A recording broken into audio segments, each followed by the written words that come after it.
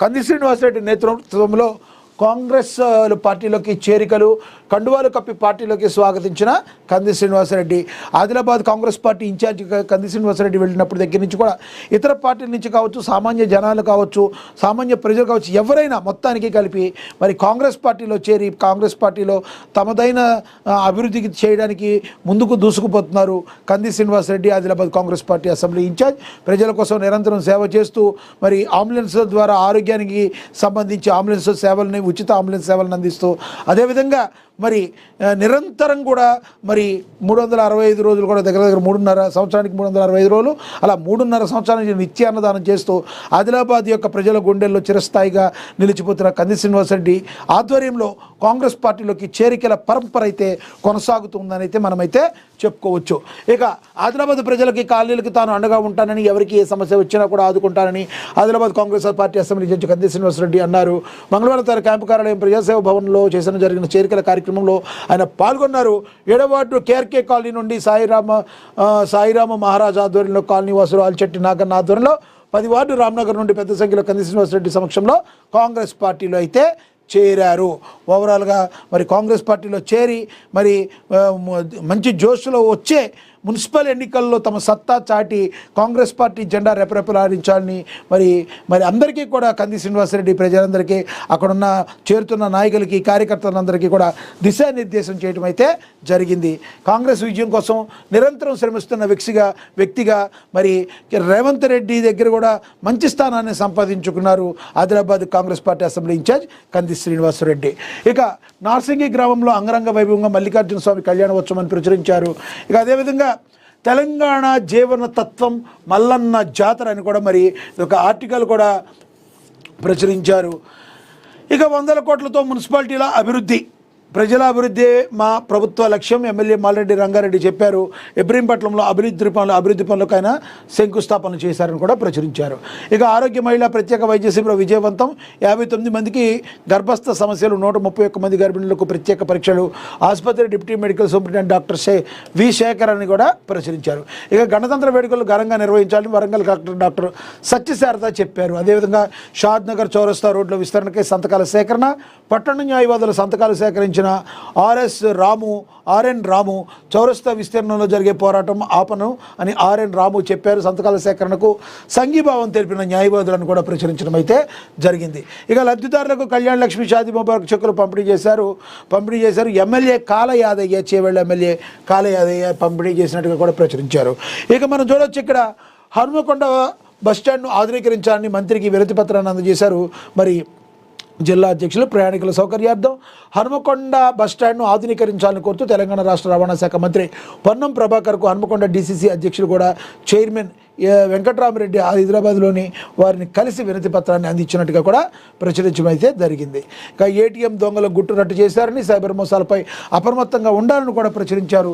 ఎన్ని మాటలు చెప్పినా సైబర్ నేరాల పట్ల అప్రమత్తంగా ఉన్నప్పటికీ కూడా మనం మోసపోతున్నామంటే కారణం మనలోని కొంతమందికి ఉండే ఆశ, దురాశలని కూడా చెప్పుకోవచ్చు. ఎవరికి కూడా డబ్బులు ఊరికే రావనే మాటను మనం కూడా గమనించాలి. కష్టే ఫలే అంటారు. మనం కష్టపడితే మాత్రమే ఫలితం వస్తుంది. ఏదో మరి షార్ట్కట్లో డబ్బులు సంపాదించాలనో లేదో ఆశతోనో మీరు ఏదైనా ఒక క్లిక్ చేశారంటే మీ దగ్గర ఉన్నాయి మొత్తం కూడా ఊస్టింగ్ అయిపోతే నడి రోడ్డు మీదకి వచ్చేస్తారు. కనీసం బట్టలు వేసుకుంటా కూడా కనీసం బట్టలు లేనంత దారుణమైన స్థితిలోకి వెళ్ళిపోయిన వాళ్ళు ఉన్నారు. అలాంటివి కోకొల్లలు. తస్మాత్ జాగ్రత్త. ఎక్కువ కూడా ఆశపడమాకండి. మీ కష్టాన్ని మీరు నమ్ముకుంటే బాగుంటుందని చెప్పి కూడా మనందరం కూడా అనుకోవచ్చు.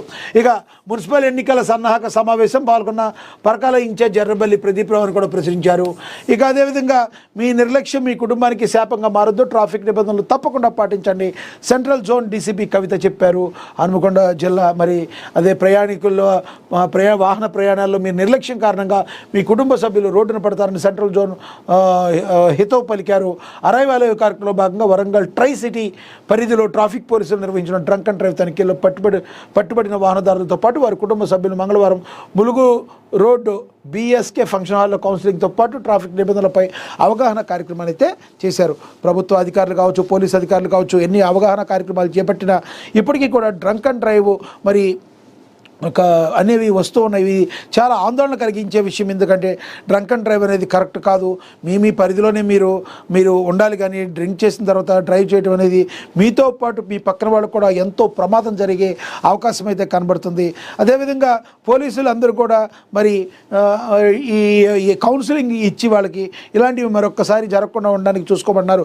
ఒక్కసారి మీ కుటుంబంలో ఏదన్నా జరగరానిది ఏదన్నా జరిగితే ఆ తర్వాత కుటుంబం మొత్తం కూడా రోడ్డును పడాల్సిన పరిస్థితి అయితే వస్తుంది. కాబట్టి తగు జాగ్రత్తలు తీసుకోవాలి. తస్మాత్ జాగ్రత్త అని కూడా హెచ్చరిస్తున్న పరిస్థితి. ఆదర్శ గ్రామాలుగా తీర్చిదిద్దాలి. హనుమకొండ జిల్లా కలెక్టర్ స్నేహ శబరీష్ సర్పంచుల శిక్షణ కార్యక్రమాన్ని పరిశీలించిన కలెక్టర్ అని కూడా ప్రచురించడం జరిగింది. ఇక మహిళలకు ఆర్థిక భరోసా కల్పించిన ప్రభుత్వ లక్ష్యమని మంత్రి కోమటిరెడ్డి వెంకటరెడ్డి అన్నట్టుగా కూడా ప్రచురించారు. ఇక మహిళల ఆర్థిక భరోసా కల్పించేందుకు స్వయం సహాయక సంఘాల మహిళలకు వడ్డీ లేని రుణాలు మంజూరు చేశారు. రాష్ట్ర రోడ్లు భవనాలు మరియు సినిమాటోగ్రఫీ శాఖ మంత్రి కోమటిరెడ్డి వెంకటరెడ్డి అని కూడా ప్రచురించడం అయితే జరిగింది. పార్కులు పరిశుభ్రంగా ఉండేలా చూసుకోవాలి. బల్దియా కమిషనర్ చౌహద్ బాయ్ ఫాయ్ అని తెలిపారని కూడా ప్రచురించారు. అలాగే ఎంపీ యూపీఎస్ పులిగిల్లో 22,000 విలువైన షూస్ బహుకరణాన్ని కూడా ప్రచురించారు. ఇక తెలంగాణ డీజీపీ ఇంటెలిజెన్స్ డీజీపీలకు కలిసిన వెలిచాల అని కూడా ప్రచురించడం అయితే జరిగింది. ఇక ఓవరాల్గా ట్రాఫిక్ నిబంధనలతోనే రోడ్డు ప్రమాదాల నివారణ కరీంనగర్ సిపి గౌసలం అయితే మరి చెప్పడం అయితే జరిగింది. ఇక ప్రధాన కారణాలు ఇవే అని చెప్పి టాటా తొలి ఎలక్ట్రిక్ కార్ అని చెప్పి ఇక బిజినెస్కి సంబంధించినవి కూడా మరి కొన్ని వేయడం జరిగింది. ఇక దేశం విదేశంలో గ్రీన్లాండ్కి పైకి అమెరికా యుద్ధ విమానాలు అని అమెరికా అధ్యక్షుడు డొనాల్డ్ ట్రంప్ అన్నంత పని చేయబోతున్నారా? గ్రీన్లాండ్ను చేజిక్కించుకోవాలని ప్రయత్నాలు దూకుడు ప్రదర్శిస్తున్నారా? ఈ క్రమంలోనే సైన్యాన్ని గ్రీన్లాండ్లోకి దింపబోతున్నారా? ఈ తరుణంలో డెన్మార్క్ ఆందోళన అర్థం ఉందా? అసలు దీనంతటికీ కారణమైన నొరోడా అంటే ఏంటి అసలు అనే దాని గురించి కూడా ఒక ఆర్టికల్ అయితే రాయటం అయితే జరిగింది. ఇక ఆ సినిమాపై ఎన్టీఆర్ ప్రశంసలు, కథ అద్భుతమని ట్వీట్.